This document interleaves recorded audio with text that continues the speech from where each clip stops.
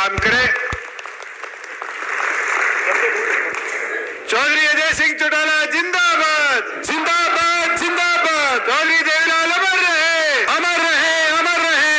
मैं आमंत्रित करूंगा सिरसा की हमारी सारी टीम को कि हालत करते हुए उनको यहां बुलाने का काम करें। एक बार जोरदार तालियां बजा करके भाई दुष्यंत सिंह चौटाला जी का जहां आभार प्रकट करेंगे। भाई तालियों की गड़गड़ाहट कम नहीं होनी चाहिए, जोरदार तालियां बजा करके। और जो साथी खड़े मैं कहूंगा वही बैठने का कष्ट करें। मैं आदरणीय डॉक्टर अजय सिंह चौटाला जी को आपके बीच में बुलाऊं नारे लगाते हुए। डॉक्टर अजय सिंह चौटाला जी जिंदाबाद, जिंदाबाद, जिंदाबाद। दोनों हाथ उठाकर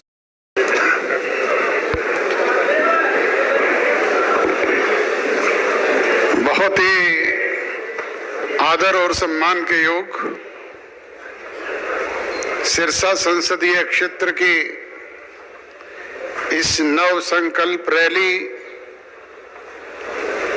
में उपस्थित डबवाली मंडी के इस पावन पवित्र प्रांगण में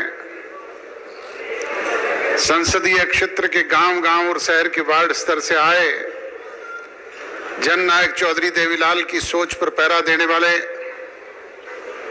सम्मानित पिता तुल्य बुजुर्गों, हम उम्र दोस्तों, कृषि प्रधान भारतवर्ष के उज्जवल भविष्य, अजीज प्यारे बच्चों, माताओं और बहनों, पत्रकार एवं छायाकार बंधुओं, हरियाणवी संस्कृति को अपने दम पर जिंदा रखने वाले कलाकार दोस्तों और मंच आसीन जननायक जनता पार्टी हरियाणा प्रदेश इकाई के हमारे अध्यक्ष, सादगी के प्रतीक सम्माननीय सरदार निशान सिंह जी, आपके हरियाणा प्रदेश के उप मुख्यमंत्री अजीज दुष्यंत चौटाला जी, जहां पार्टी का 6वां स्थापना दिवस मना रहे हैं, वहीं सम्माननीय चौधरी देवीलाल जी और सरदार प्रकाश सिंह जी बादल की उस दोस्ती की मिसाल को भी हम यहां पे मना रहे हैं।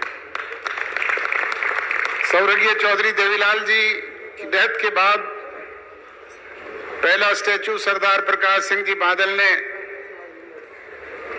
हरियाणा पंजाब की सीमा पे देश के बड़े नेताओं को बुला करके स्थापित करने का काम किया था। और आज सरदार सुखबीर सिंह जी बादल कह रहे थे कि आज इस जगह को पूरा करने का काम आप लोगों ने किया है। सरदार प्रकाश सिंह जी डेथ के बाद देश में उनका पहला स्टैचू कहीं स्थापित हुआ है तो वो चौधरी देवीलाल जी के बराबर आपके डबवाली और किलियावाली की सीमा पर स्थापित हुआ है। ताउम्र उन्होंने कमेरे वर्ग के लोगों के लिए, गरीब किसान के लिए, मजदूर के लिए संघर्ष किया, लड़ाई लड़ी, जेलें काटी, अनेक प्रकार की तकलीफें झेली, इमरजेंसी जैसे काले कानूनों के तहत सजा भुगतने का काम किया, पर कभी अपनी बात से टस से मस नहीं हुए, कभी झुके नहीं और कभी रुके नहीं, निरंतर आगे बढ़ते रहे। आज दोनों भाइयों के वो स्टैचू बराबर स्थापित हुए हैं और आशीर्वाद देते हुए हैं। नई पीढ़ी के लोग जब वहां से गुजरेंगे तो उनसे प्रेरणा लेंगे, उनसे सीखने का काम करेंगे। और ये मंच पर बैठे हुए लोग नहीं कर सकते, ये आप और हम सब मिलकर के कर सकते हैं। इसलिए पार्टी की रीढ़ की हड्डी कार्यकर्ता होते हैं और कार्यकर्ता जिस पार्टी के मजबूत हों उसको पीछे मुड़ करके देखने की आवश्यकता नहीं होती। आज से 6 वर्ष पहले जब हमने जननायक जनता पार्टी की स्थापना की, पुरानी पार्टी के लोगों से कहा, भाई ये झंडा भी आपका, डंडा भी आपका, फंड भी आपका, पार्टी भी आपकी, चुनाव चिन्ह भी आपका, ये 20 विधायक भी आपके, बराए मेहरबानी करके आप इन्हें संभाल करके रखना। परंतु मुझे ये कहते हुए अफसोस होता है कि जिनको हमने सब कुछ सौंपा उन्होंने 9 महीने में पार्टी को धरातल से सरातल पे पहुंचाने का काम किया। 20 विधायकों से संख्या घट करके 1 पे आ गई, वोट की संख्या 23% से घट करके 1.5% पे आ गई। और दूसरी तरफ आपने 6 साल में जननायक जनता पार्टी का गठन किया था। उस दिन के बाद 9 महीने में ना केवल पार्टी को 10 विधायक चुन करके भेजने का काम किया, बल्कि 17.5% वोट भी आपके आशीर्वाद से मिले। बुजुर्गों और नौजवान दोस्तों, आज उस ताकत को और बढ़ाने की जरूरत है। जो 17.5% वोट थे उनको 51 में तब्दील करने की जरूरत है और वो काम आप कर सकते हैं। अभी चुनाव राजस्थान के हुए, चुनाव के बाद फतेहाबाद में पत्रकार मुझे कह रहे थे कि आपकी तो 19 की 19 सीटों पे जमानत जब्त हुई है। मैंने उन्हें कहा कि राजनीतिक कार्यकर्ता, राजनीतिक नेता काम करता है, पीछे मुड़ करके देखना उसका काम नहीं है। हमें ध्यान है जब 1984 में लोकसभा के चुनाव हुए, 10 के 10 संसदीय क्षेत्रों में हम हार गए। चौधरी देवीलाल सोनीपत से लड़ रहे थे, चौटाला साहब हिसार से लड़ रहे थे, एक भी सीट नहीं जीत पाए। और थोड़े से समय के बाद चौधरी देवीलाल ने जन आंदोलन शुरू किया। 1987 आते आते आपके सामने हालात परिवर्तित हुए। 90 में से 85 सीट जीत करके इस देश में रिकॉर्ड स्थापित करने का काम जननायक चौधरी देवीलाल जी ने किया।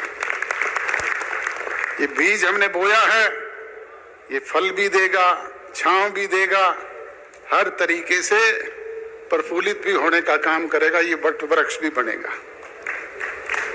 परंतु उसके लिए हम कार्यकर्ताओं को उसे सींचने की जरूरत है, उसकी पेड़ की जड़ में ड्रॉप डालने की जरूरत है।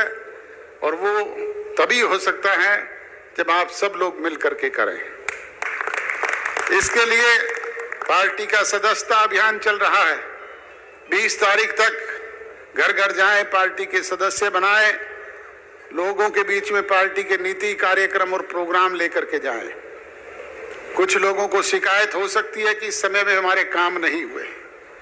उसके कारण है, एक तो आप पूर्ण बहुमत में नहीं, आप सरकार में 20% के हिस्सेदार हैं। और दूसरा, जैसे ही सत्ता परिवर्तन हुआ, कोरोना जैसी विश्वव्यापी महामारी आ गई, कभी पहला फेज, कभी दूसरा फेज, कभी तीसरा फेज, निरंतर 2 साल तो इसी में गुजर गए।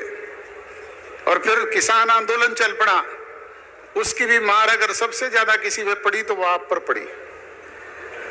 कानून बनाए केंद्र की सरकार ने, लागू करवाने का काम किया सांसदों ने। ना हमारा कोई सांसद था, ना केंद्रीय सरकार में भागीदारी। परंतु किसान नेता जो भाई टोल प्लाजाओं पे बैठे हुए धरना देते थे, वो एक ही मांग करते थे कि दुष्यंत चौटाला इस्तीफा दे दे, सरकार से अलग हो जाए। मैंने अनेक बार सार्वजनिक मंचों से कहा, मीडिया के समक्ष भी कहा कि इस्तीफा किसी बात का समाधान नहीं होता। इस्तीफा अगर समाधान है तो एक दुष्यंत चौटाला का नहीं, 10 के 10 विधायकों के मुझसे ले जाओ और समाधान करवा लो। इस्तीफा तो हरसिमरत कौर बादल जी ने दिया था केंद्रीय मंत्रिमंडल से। इस्तीफा तो मेरे भाई अजीज अभय सिंह चौटाला ने भी दिया था विधायकी से। कोई हल हुआ क्या?